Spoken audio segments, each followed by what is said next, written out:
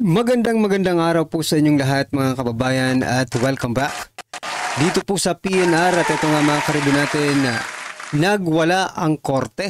Nako, dangerous si BP Sara, lagot kayo lahat. Yan mga kababayan, patungkol po riyan ang ating alamin at bibigyan ng komento ngayong araw na ito. Pero bago pong lahat, kung bago ka pa lang at di pa po nakapag-subscribe sa ating munting channel, please don't forget to subscribe at palike na rin po ng video ito. Maraming salamat po at eto na nga, simulan na po natin to. Sawaya ang bayan ko sa maglakaw na tao.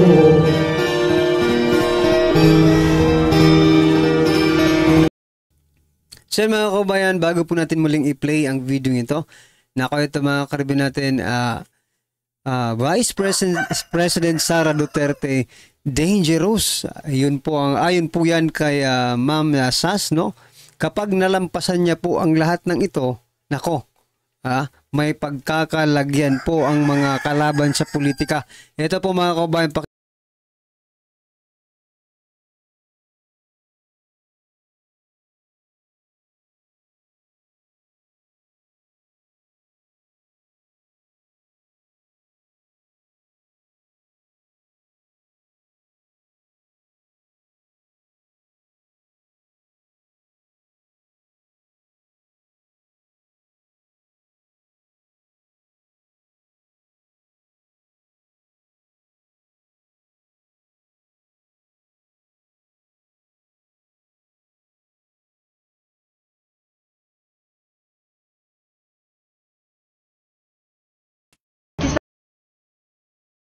so yan mga kabayan, no? Lahat ng tumulong sa mga Marcos opisyal, military at pulis, ubos kayo lahat, kaya maghanda na kayo, no? Pag nalampasan po ito ni Vice President Sara Duterte at siya po ang naupo bilang presidente at I think ngayon pa lang we can say, no, na talagang mananalo ito pag kung ngayon nga lang ang eleksyon, talagang panalong-panalo ito mga kababayan. Tama po yung sabi kanina na wala pong alliance si Vice President Sara Duterte, no? Wala siyang utang na loob kahit kanino man. Di gaya ng nakaupo ngayon mga kababayan, napakarami ng utang na loob niya. Kaya sa dami ng utang na loob, no, yung iba nakalimutan na. Doon lang po sila tumatanaw ng utang na loob sa pinapakinabangan nila ngayon. Diba? Ano yun? Mga oligarko. Diba? The oligarchs. Tumulong yan eh. Diba?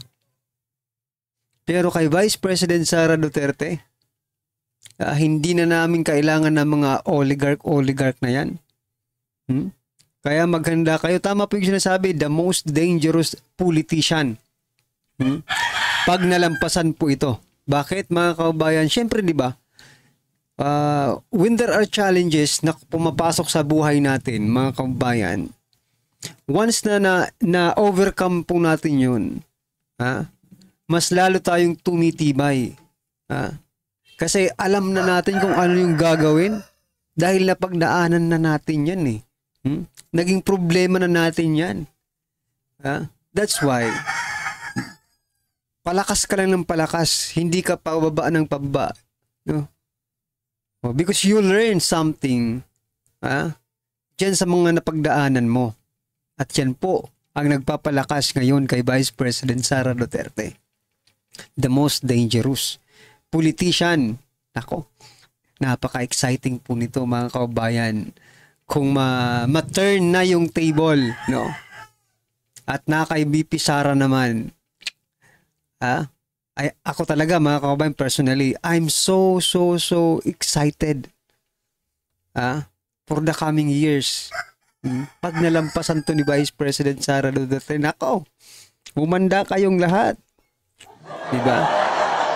Anong masasabi niyo dyan mga kababayan? Tama ba? Tama po ba yung sinasabi ni Ma'am Sas? Kasi ako talagang, I really agreed, no? Talaga, excited po ako mga kababayan, no? Patungkol po dyan. But anyway, let's focus po muna dito sa mga issue ng ating bansa ngayon. Ito mga kababayan, si Atty. Claire Castro, mayroon pong pahayag, no? Eto. Hinggil sa pagpayag niyang maging Presidential Communication Office Undersecretary. Ano bang pakialam namin dyan? Wala na, ibalita na rin natin or i-share na rin po natin for us to know kung ano ba talaga yung basis niya, kung bakit siya pumasok bilang Presidential Communication Officer Undersecretary. Ito pong sabi, mga kababayan. Sabi ko, kung makakatulong naman ako, teka lang, ulitin ko.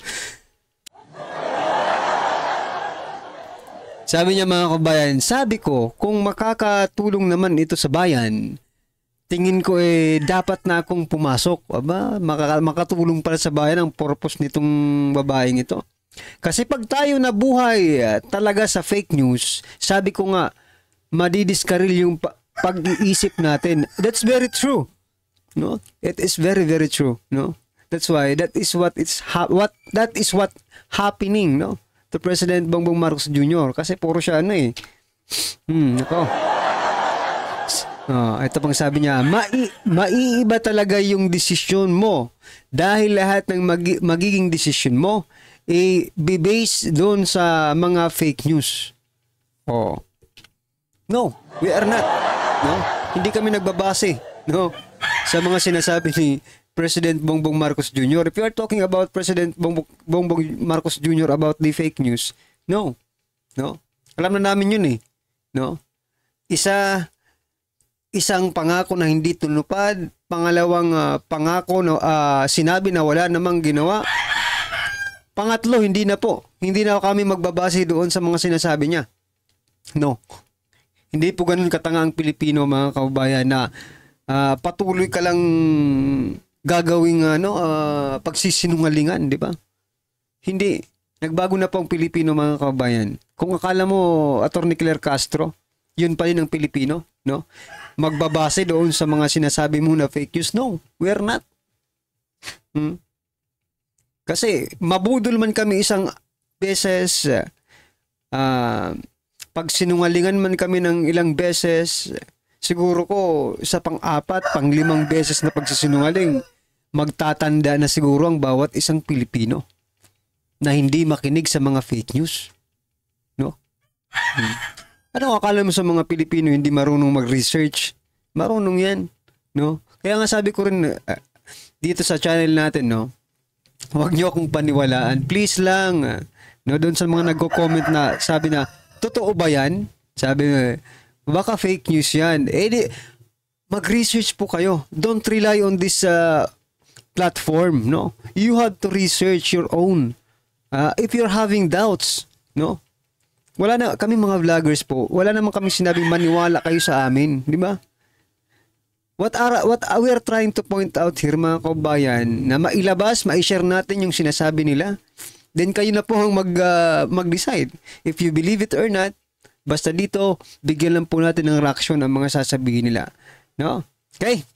At ito pa, mga kababayan, nako, maniniwala ba kayo about this Philippine National Police, mga kababayan, na simula raw nang maaresto si former President Duterte, tumaas na di umano ang kanilang moral. Nako, eto mga kababayan ito i-zoom natin Mula pong balitang ito sa PNA, Philippine News Agency, the information arm, the communication arm of the government, no?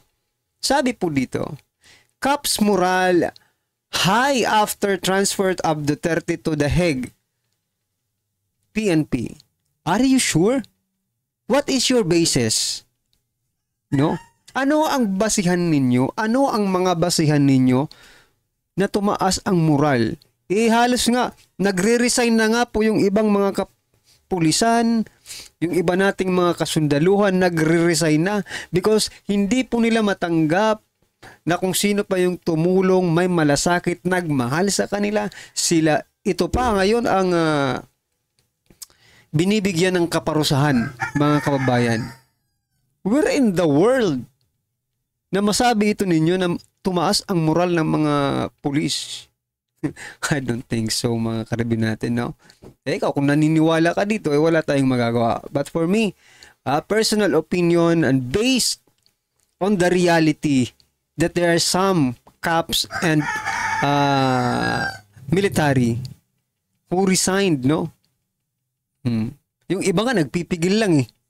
Kung hindi siguro dahil sa mga pamilya nila, kung hindi lang nila iniisip yung ipapakain nila sa pamilya nila, siguro kung nag-resign na rin yung iba, no? Wag po ganoon. Si Attorney Castro. Si Castro, paki-verify nga ito. Kung yung mga tumaas ba talaga ang moral ng PNP. Ibig sabihin, dahil kay Torre, dahil kay General Torre, mga kababayan, tumaas ang moral. Tingnan nyo nga yung mga comments, no? Pag mag-post ka lang about Torre, kung tumaas ba ang moral, mga kababayan, makikita mo rin eh. Kung maraming nagmamahal sa'yo, marami ang concern sa'yo, di tumaas nga ang moral ninyo, no? Nire-respeto kayo, tumaas ang moral ninyo. But this time, sasabihin nyo yan, hindi kaya ito fake news. Tatanong lang po, mga kababayan, kasi hindi ako talaga makapaniwala eh. Ibig sabihin, mas tumaas pa ang moral ninyo ngayon kaysa po nung nakaraang administrasyon. Na wherein you are very, very, very respected, no? Sa panahong yun. Marami ang sumasalulo sa inyo sa ginagawa ninyo noong panahon ni Pangulong Duterte. Tapos, well, anyway, it's their ano ba ito? Opinion ba ito ng Philippine News Agency? Kung meron po silang data, bases, documents, please release it, no? For us to know. Kasi mahirap na po maniwala. Sabi nga po kanya ni Castro, no? Baka nagre-rely na lang tayo, sabi niya. Yung meet ng niya, no? Statement. Baka nagre-rely na lang tayo sa araw-araw nating ginagawa dito sa mga fake news na ito. So, kaya dapat ma-verify ito, mga kababayan, okay? So, yan, mga kababayan. At ito pa. Itong matindi, mga kababayan. Kung dati, tanimbala lang ang mayroon tayo dito sa Pilipinas, nako, itong matindi. Tanim patay naman tayo, mga kababayan, no? Ito. Tingnan nyo to, Yung mga nagre-reklamo po ng crimes against humanity kay former President Duterte. Nangyari pala yung iba sa panahon ni President Bongbong Marcos Jr. Ito po ang ebidensya, mga kababayan. At kumakalat at nagte-trending po ito sa mundo ng social media ngayon. At gustong-gusto ko lang pong i-share, mga karibin natin. Ito po. Tingnan nyo po, ito pong batang ito, bata pa ba ito? Hindi ko alam. Well, anyways, rest in peace, no? Ito pong sabi, mga kumbayan, those we have, ito, nung yung date na lang, yung timeline na lang po yung natin. Dito po sa Jara Funeral Services, July 2, 2024, mga kababayan, ito po. Ryan A, ano ba ito? Barbakwa. Yan, mga kabayan. Take note, July 2, 2024. Pero, ito.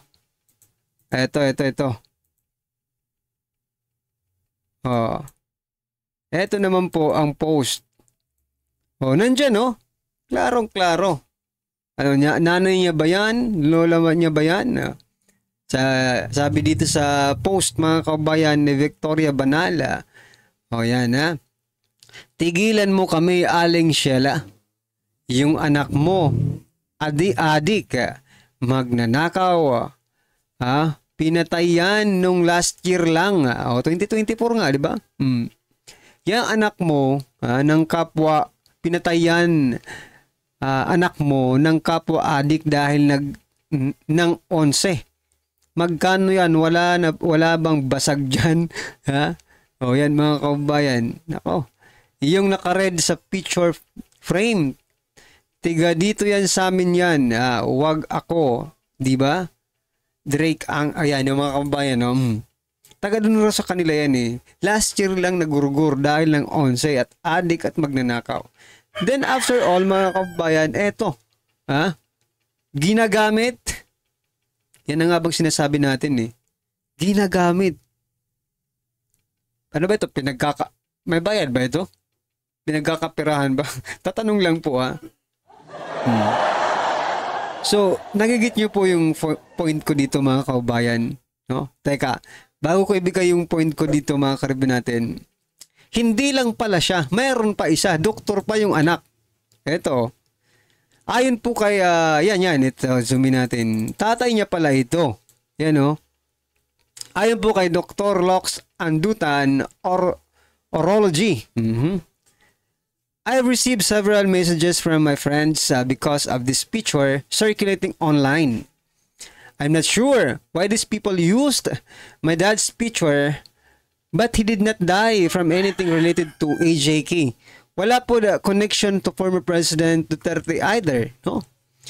Just to be clear, he was murdered by the people who are rotting in jail right now. May hustisya na. He was murdered because of greed, jealousy, and reason of our family could never understand and accept. So, wag na po natin basahin lahat. Nagets naman po natin yung pinupoint out niya na hindi po itong tatay niya pinatay because of AJK. Dalawa na. Una po ito, 2020. Last year lang. Ito naman, inamin talaga na hindi related sa AJK or war on drugs, mga kababayan. So, ano bang point ko dito? Eto mga kababayan, dalawa lang po ito na nakita natin ngayon. Paano pala? Kung sa, yung sinasabi nilang 30,000 na AJK victims mga kababayan, victims. Paano pala kung 29,999 ang merong ganito? At isa lang pala. 'Di ba? Yung legit. At durugista pa. See? Pinaglalaruan po tayo mga kababayan. Pinaglalaruan po ang taong bayan. Nako, lalong-lalo na nitong hindi kayo mananalo ngayong eleksyon mga kababayan. Bakit ayaw niyong lumaban ng patas? No? Don't manipulate the people. Paano ko nasabing namamanipula mga kababayan? Because of this, maaring iba paniwalang-paniwala na talaga na ganito ang nangyayari. That ito talaga, ma-AJK. Pero eto, tingnan nyo. Hindi po lahat. Hindi ko naman linalat kasi hindi naman talaga lahat. No? Pero anyway, mga karibin natin, ano po ang inyong reaction dyan? Nakakagigil lang kasi ayaw ng mga ito lumaban ng patas. No? So, anong opinion nyo dyan mga kababayan? Ito, pakinggan po natin at bigyan ng reaksyon ang video ito. Ito na po mga karibin natin. Ito ang nakakagulat na balita ngayon. Viral at trending ngayon sa mundo ng social media ang di umano'y balitang. Kahit anong pilit nyong ginigipit at halos taplakan na ng lupa at walang katapusang siniraan, ang mga Duterte ay mas lalong lumalakas at mas lalong minamahal naman ng taong bayan ang mga Duterte. At kahit anong pilit niyong gawa ng kasinungalingan, ang mga Duterte ay siyang lalabas at lalabas din ang katotohanan. Matapos sampahan ng reklamo sa Korte Suprema, ang lahat ng mga taong kasabwat sa di umano'y iligal na pagpapaaresto sa dating Pangulo na si Rodrigo Roa Duterte. Supreme Court of the Philippines naglabas na rin ng ultimatum at binasag na rin ang katahimikan at tinaningan ang gobyerno ni Pangulong Marcos Jr. na magpaliwanag sa loob lamang ng 24 oras. Ito ang pinakamalaking good news sa mga Duterte na siyang gumimbal naman sa mga loyalistang bulag pa rin sa katotohanan at ang gobyernong ngagba. dahil kapag hindi raw nila napatunayang legal ang kanilang ginawang pag-aresto, dating Pangulong Rodrigo Duterte posibleng makalaya at mukha di umanong makakabalik na sa Pilipinas. Oras na mapatunayang iligal di umano ang ginagawa ng ilang mga lokal na opisyal sa pag-aresto sa kanya. Pero bago ang lahat mga ka-update, kung bago ka pa lamang sa aking channel ay mag-subscribe ka na at huwag kalimutang i-click ang notification bell para mas updated ka sa mga bagong videos na i-upload namin. At ito na nga mga ka-update, kapapasok lamang na balita. Ito ang balitang dapat malaman ng taong bayan. Naglabas na ng matinding utos ang Korte Suprema at pinasasagot na ang mga taong nag-aresto kay former President Rodrigo Duterte.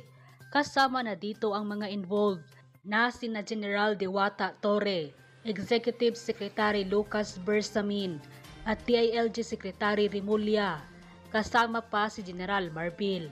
Ito ang biglaang tila ultimatum o utos ng Korte Suprema na dapat sumagot ang mga respondent sa loob lamang ng 24 oras upang ipaliwanag kung bakit hindi ba dapat pagbigyan ang mga petisyon para sa habeas corpus na inihain ng magkapatid na Duterte. Narito ang kumpirmadong balitang inilabas mismo ng Korte Suprema sa kanilang official Facebook account, and I quote, Supreme Court PH, March 13, 2025.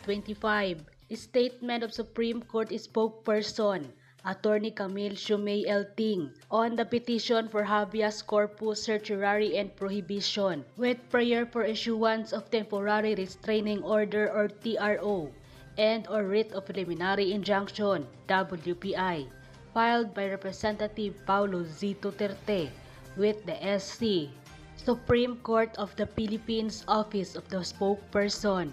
Statement of the Supreme Court spokesperson on March 12, 2025, at 4:26 p.m. the Supreme Court received a third petition for habeas corpus certiorari and prohibition with prayer for issuance of temporary restraining order or TRO and a writ of preliminary injunction WPI filed by Representative Paulo Z. Duterte, petitioner. The petition challenges the action of Executive Secretary Lucas Bersamin, Interior and Local Government Secretary Juan Victor Rimulya Jr. and Philippine National Police Chief Major General Romel Francisco Marbil, respondent, in enforcing the International Criminal Court or ICC warrant against former President Rodrigo Rua Duterte. It seeks to nullify this action and prohibit further cooperation with the ICC. The petitioner also prays for a writ of habeas corpus to secure the release of former President Rodrigo Duterte from his confinement and detention on March 13, 2025. The SC and Bank anonymously resolved to first consolidate the petition filed by Representative Paulo Z. Duterte with the earlier petition for habeas corpus filed by Sebastian Z. Duterte and Veronica A. Duterte. Yan mga kabayan, ano po ang inyong reaksyon, opinion patungkol po sa video ito? Comment lang po sa baba para at least alam po ng ating mga kabayan ang inyong opinion. Maraming salamat po. Please don't forget to like the video. Maraming salamat po. Sawa na ang bayan ko sa magnanakaw ng tao.